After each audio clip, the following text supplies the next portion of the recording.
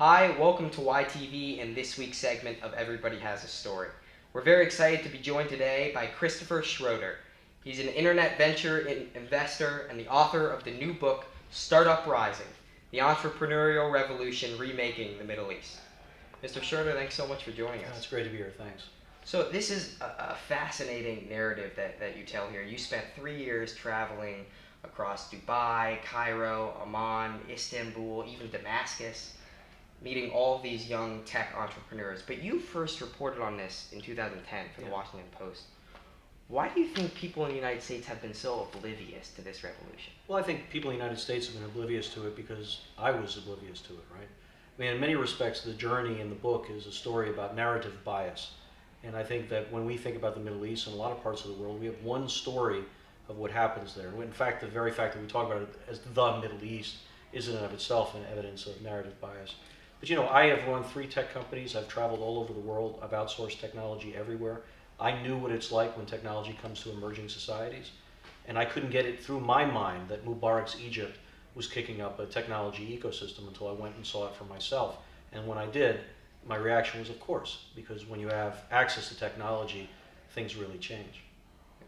Well, what are the differences between American entrepreneurs and entrepreneurs who you were encountering in the Middle East? There's a great line by a very famous venture capitalist from Silicon Valley, Mike Moritz, who said in the book that whenever he travels the world and he sits down with entrepreneurs from anywhere, doesn't matter their age, their sex, their religion, any place that they're from, that great entrepreneurs are great entrepreneurs who share many outlooks of life, the way they do things, the way they problem solve and execute. And I have to tell you that one of the most remarkable things for me going over there was how much that was familiar, not unfamiliar. The circumstances they face are different.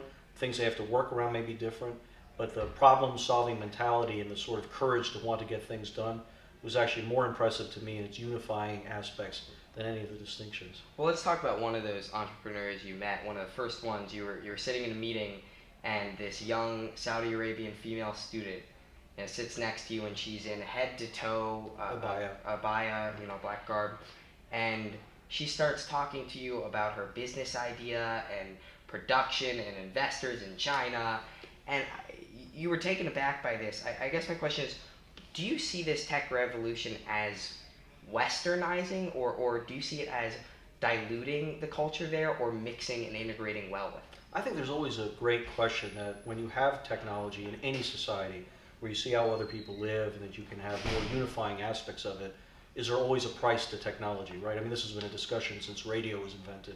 Do you actually take away differences that make things very unique, even within our own country?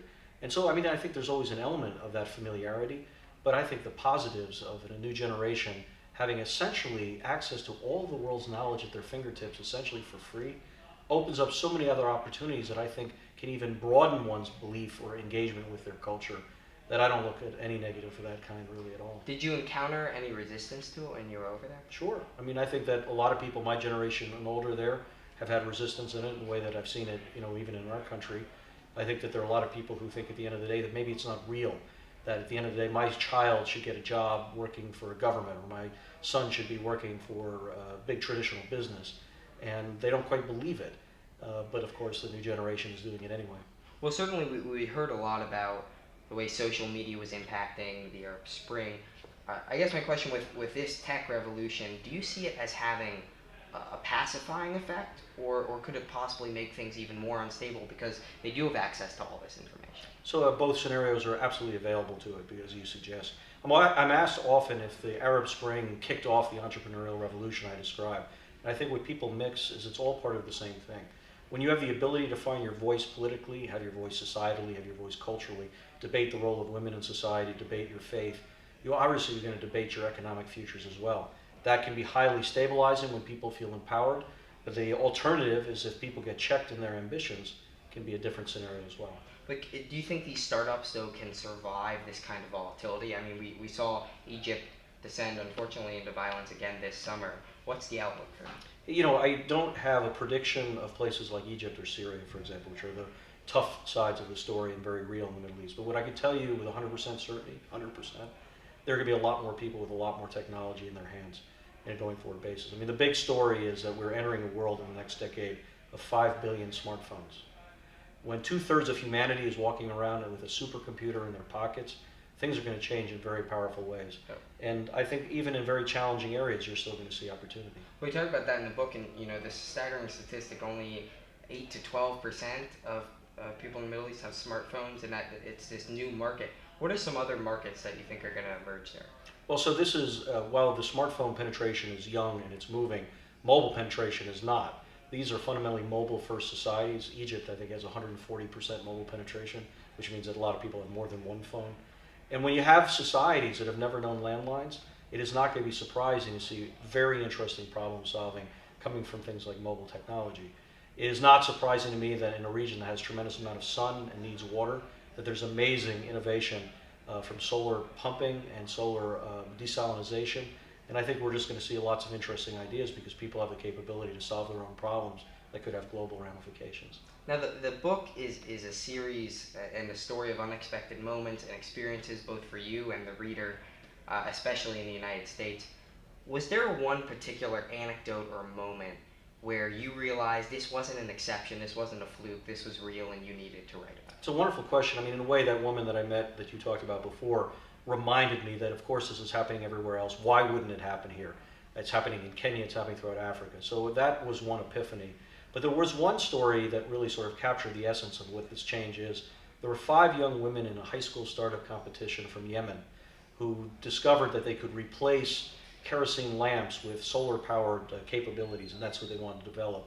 And when a panelist asked them, so where'd you get the solar panels from, right? Some UN group give them to you or whatever. The girls didn't skip a beat. He said, no. We built the solar panels. I said, what do you mean you built the solar panels? I said, go online. We went on Google. We went on YouTube. We went on all these different websites. We made lots of mistakes, but within 10 months, we were able to build solar panels with materials that were there. And these are young women. These are high school kids, young women using the internet to solve problems at home. And it's way out of what our narrative is of Yemen, let alone elsewhere in the region.